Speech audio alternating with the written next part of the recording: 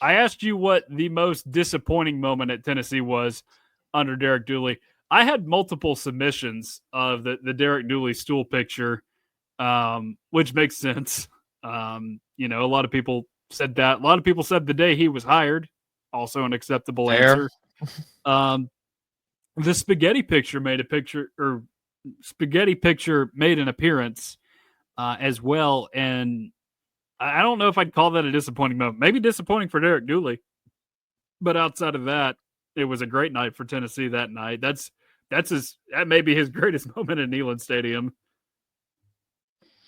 Yeah, I mean there's a lot of rough moments going on in Derek Dooley, and I was talking to you before the show. Like I was trying to recap and look at some of the games on there that took place from his time when he was the head coach, and there was a lot more bad than I even realized. Like I knew it was rough because that's like around the time when I first started watching Tennessee football, but I didn't realize how bad it was because I guess I was coping heavily as a kid, just taking pride in whatever player had good stats because that's about all you could cheer for. If Yeah, Tyler Brayford threw for 350 yards, that was a win for me back in the day because Tennessee was losing everything. pretty much. So I've narrowed my most disappointing Dooley moments down to 7. And I don't think there will be much disagreement that they are disappointing moments, but you may disagree with the placement of some of these, I would say. Um, so number 7 for me, you are going to think this is crazy. I'm putting the 2010 Music City Bowl. It was disappointing, very disappointing, but there is also a bad rule in place to blame for that. But also, you think back, like, I don't really remember that game holding a lot of sway over what happened the next season. Like, you look at it now, bowl games can definitely negatively influence what happens the next season. That game didn't necessarily do that. Yes, it was obviously a horrible moment in Tennessee football history, but I just don't think it's nearly as bad as some of the other ones that I've compiled. Yeah, that game bothered me a lot, and I would agree with you on that. Like I would put it a little bit higher just because it was just such a stab in the heart because earlier in the season the LSU game with the too many men on the field, like that was disappointing, and to have a similar ish situation go on in the bowl game too when Tennessee was just fighting to make a bowl game during those times.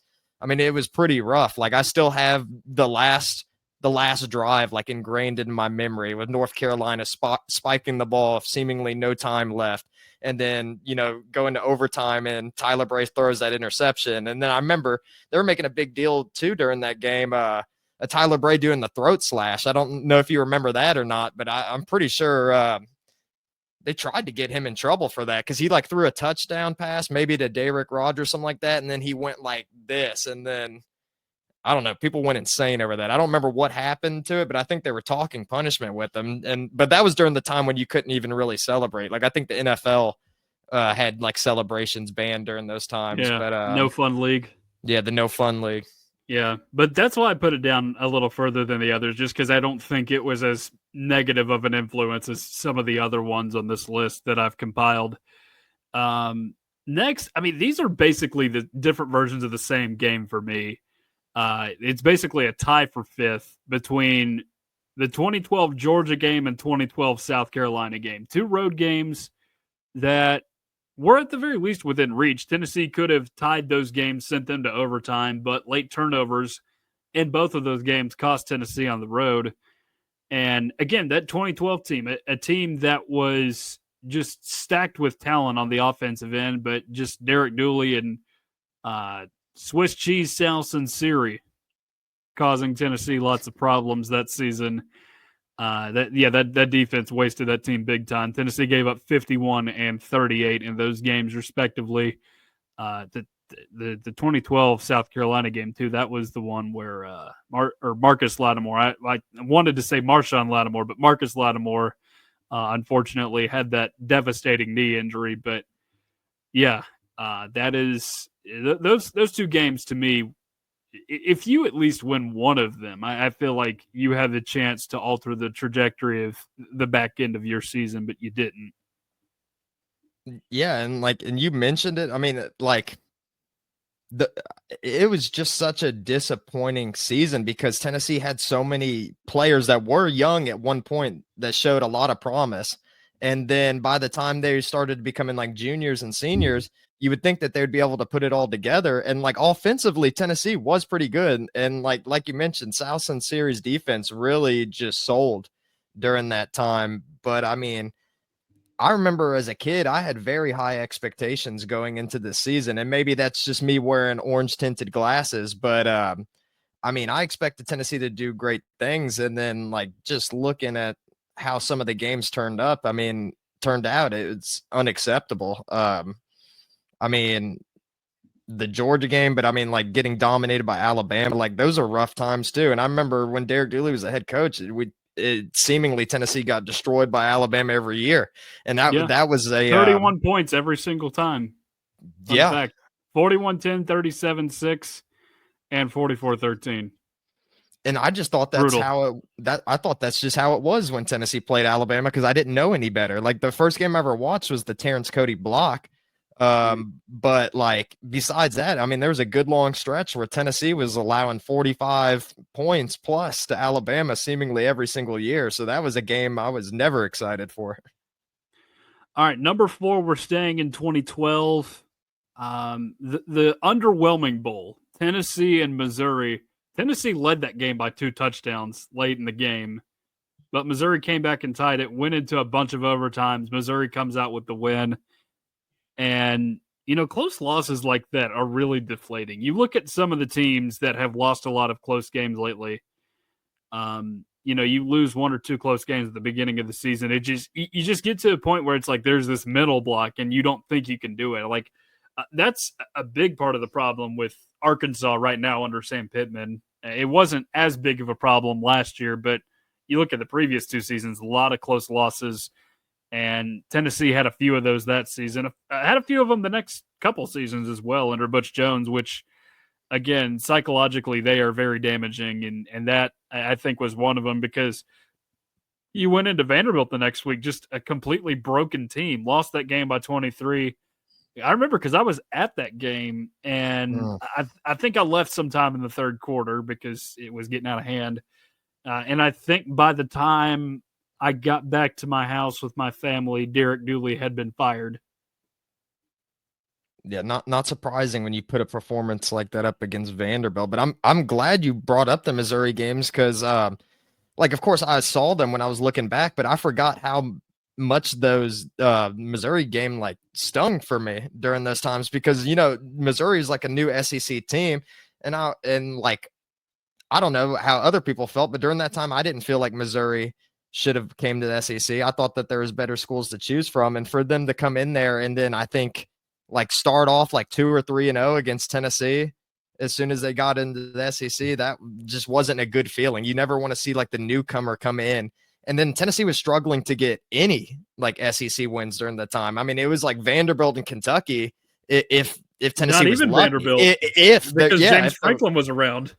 Yeah, and then when James Franklin was there, that was a real problem. That was dark times for Tennessee for sure. And I remember several times being embarrassed to go to school because there was some like Vanderbilt fans there. And I was a very outspoken Tennessee fan. I like to talk a lot of trash, support my team. And then I remember having to eat crow coming back after Vanderbilt just dominated us during the game. I mean, it was rough. I was like asking my mom if I could say I was sick because I didn't want to go to school. Yeah, that is losing to Vanderbilt or Kentucky any season is a deflator. I don't care what program you are, not just Tennessee. You look around at other places like Ole Miss this year. Once they lost to Kentucky, they were never the same team after that. At least in the national perspective, you lose a game like that at home to start the season. Suddenly, you're just stuck in this somber hangover that you're trying to work your way out of, and then you lose a couple more games down the road just because you've had your confidence hurt real bad for losing to a team like that. And I would say the same thing probably happened to Alabama this season after it lost to Vanderbilt. That's a team that you just, no matter how decent or terrible their record is, you do not want to lose to Vanderbilt or Kentucky. Number 3 on the list, staying in the year 2012. And this one was not as much of a heartbreaker. It's just the fact that it was a negative tone setter. Florida 2012. College game day is in town. You got a night game. You're leading for a good bit of the first half, but you just let the game get away in the third quarter. And granted, Florida was terrific that season.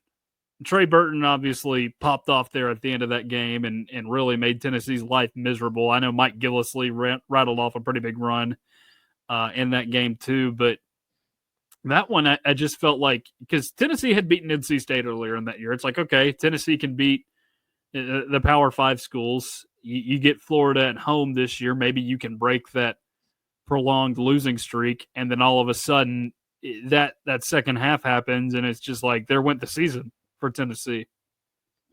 Yeah, I mean, those were really rough times. Like, that's when my hatred for Florida started to really grow, was during those times when Tennessee seemingly had a better team almost every year, or at least, like, if you look at the talent, well, actually, maybe that, I don't know, Florida does recruit some pretty good players, but I mean, Tennessee had some pretty good players of their own during the time.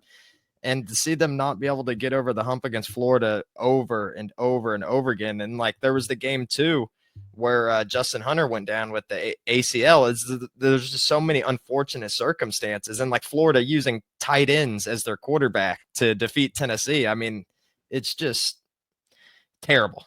I don't even want to go back to those times and relive them.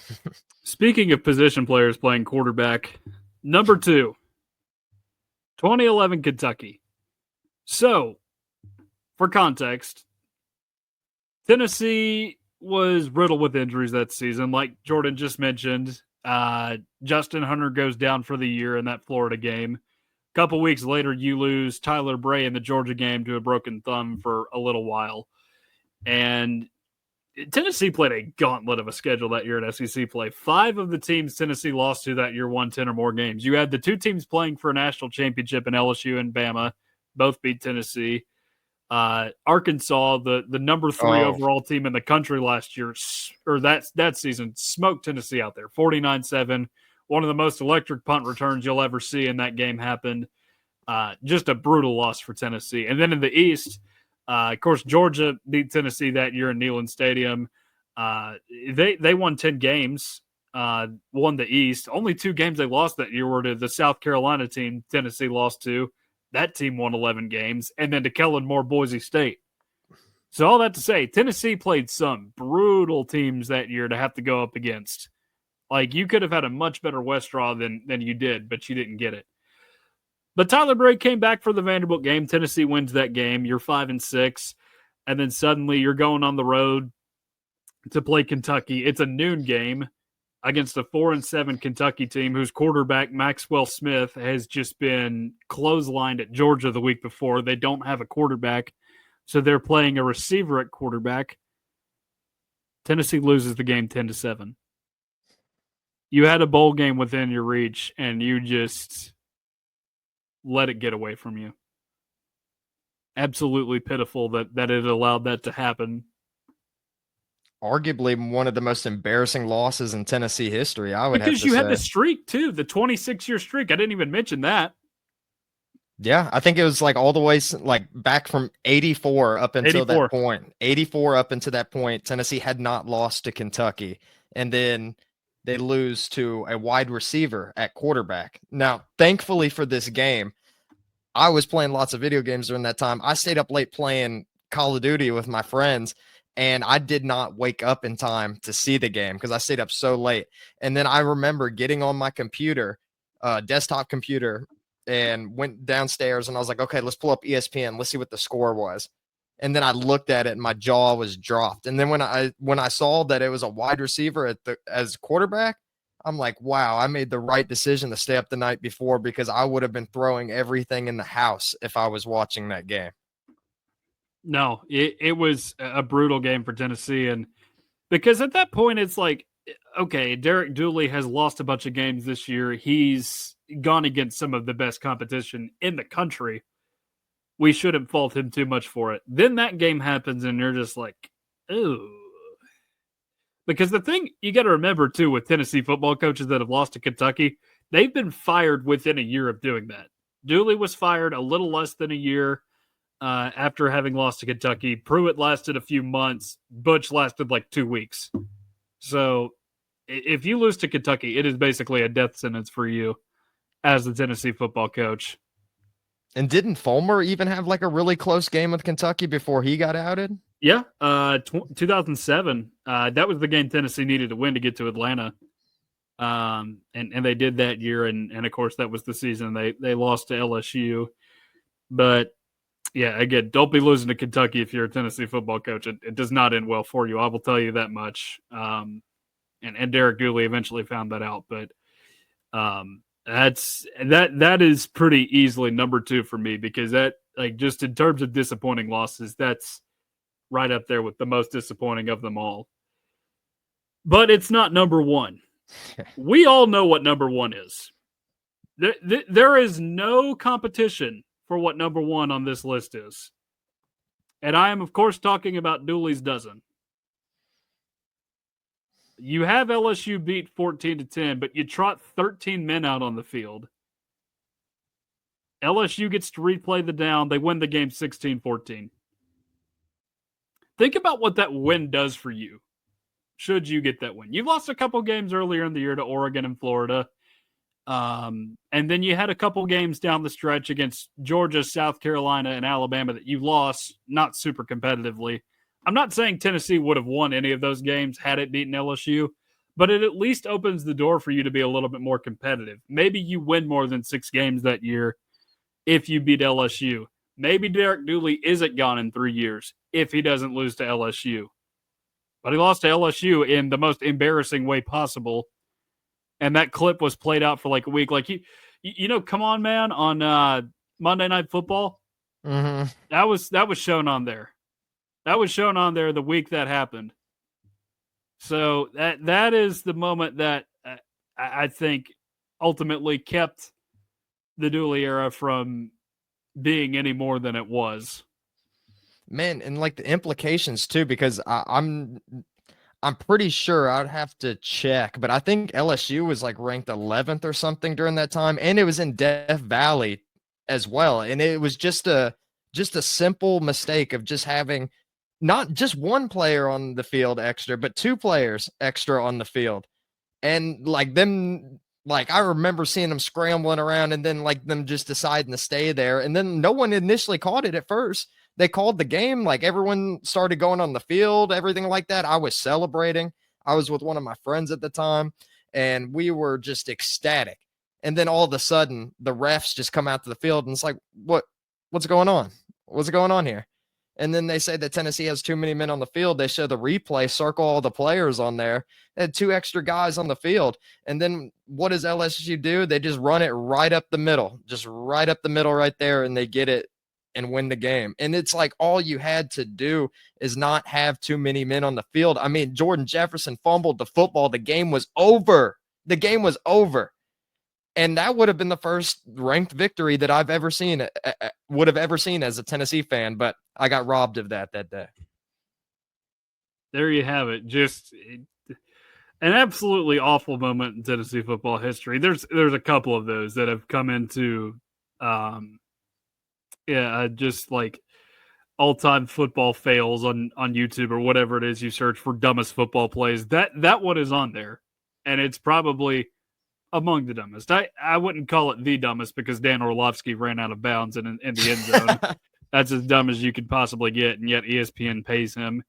But they have they had their fair share of bad moments, and we've just gone through them. Jordan, do you have any moments that I left off of there? I know you mentioned the Florida game, but I kissed any shot of Tennessee winning that game goodbye the moment that Justin Hunter got injured. You could just feel the air or the wind leave Tennessee's sails the moment that happened. Well, I mean, you mentioned a little bit the Arkansas game. That game was rough because, like you mentioned, the punt return. I was actually showing that to my girlfriend earlier today. I was like, you want to see something that is one of the most embarrassing things I've ever witnessed as a Tennessee fan? And I showed her the clip, and even she was shocked. There was like 7 or 8 broken tackles on that punt return, and they had him in the corner. Like they had to do is like push him out of bounds, but they just couldn't wrap up and tackle and let him go all the way. And then like other games that come to my mind too, like I know you mentioned the Vanderbilt game. I don't know if you put that on the list. I can't remember, but I mean losing 41-18 to Vanderbilt. Yeah, like I think the season was a wash at that point. You know, I think you had a negative hangover from Mizzou the week before that left kind of a sour taste in your mouth. You couldn't get it out, and then that happened. And again, close defeat after close defeat, they're going to stack up, and ultimately you're going to just get blown out at the end of the season. And it just so happened to be Vanderbilt that did it. So I get why you would put that on there, but I just feel like there were more games that were more disappointing than that one in the Dooley era. Well, the only other one that I have that you didn't mention was the Oregon game in 2010. 48-13 is what Tennessee lost. And what made that game hurt so much for me is because I remembered they would have like little clips for ESPN. They'd be like showing like college football highlights or whatever and everything like that. And I'll never forget. I think he was a running back during the time. Michael James. Like that's all you saw. Like whenever they talked about Oregon. Yeah, but like whenever they showed like his highlights or anything related to Oregon or anything like about college football, like in general, it was him running rampant all across the field against Tennessee. And for that to happen in Neyland Stadium too. No. Yeah. That was not fun. I get why you feel like that. And it's kind of similar to, and well, I guess every Tennessee football coach has lost his first game against a marquee opponent like that since the end of the Fulmer era. Because I know Kiffin's first loss was to UCLA, who was, of course, in the Pac-12 at the time. Dooley's first loss was to Oregon, like we just mentioned, and to get blown out like that on your home field too, that's not okay. Trying to think here. Butch was at Oregon, the Marcus Mariota team that won like 59-14 out there. They're just because I remember ESPN kept showing 2-minute drill clips of Oregon finishing their drives in under 2 minutes, just going all down the field against Tennessee. Jeremy Pruitt got blasted by Will Greer, West Virginia in Charlotte. Yeah, because he was still around somehow after beating Tennessee 3 years previously at Florida. And then, of course, Heupel's first loss was against Pittsburgh with Kenny Pickett, who is I honestly kind of find it crazy that he managed to fake so many NFL GMs out into thinking he would be a competent NFL quarterback. But the Tennessee game helped him out a lot in that regard. So maybe he has Tennessee to thank. Yeah, but I mean, thankfully for that situation, I think the Pitt loss was like the least embarrassing out of all of those, easily. Which is a good thing because I think most Tennessee fans agree that like Josh Heupel's the best coach we've had for a while. So there you go, right there. Like, he had his like marquee loss, but at least it was a close one, and then, like Abanda was going crazy that game too. So I mean, like, I don't know, but yeah, that Oregon game, rough. Yeah, I do remember watching that game because there was a lightning delay too. One of the few lightning delays I remember for a Tennessee football game. That one and another terrible out of conference game, Austin Peay 2 years ago. I was at that game, and then of course Bowling Green in 2015. That was one. I guess were you and I both at that game? Yes, we were. Okay. So there are a few of them here and there. Of course, you have Brady Hoke trying to kick off in the monsoon and against LSU at the second half kickoff with in front of like a 75% empty Neyland Stadium because the season's, no pun intended, awash at that point.